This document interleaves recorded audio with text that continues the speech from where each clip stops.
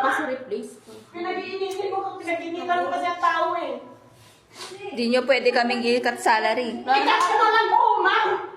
Buong sakot na Wala na kami pinirmahan na cut-salary, tapos kakat-salary nyo kami dahil lang sa ganyan. Nadaya na nga lang kami noon na 1.8 ang sahod, tapos ngayon ganyan na naman. Wala akong problema sa sahod ninyo. Problema niya yan.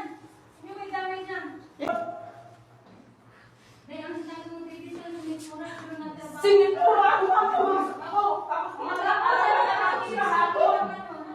Wala ka na kasi gusto mo makapagpapila ka na hindi mo naman talaga na. Gipitin ka pa sa replace ko. Pinag-iinitin mo, pinag-iinitan mo kasi ang tao eh. Hindi nyo pwede kaming i-cut salary. Ikas mo lang po, ma'am!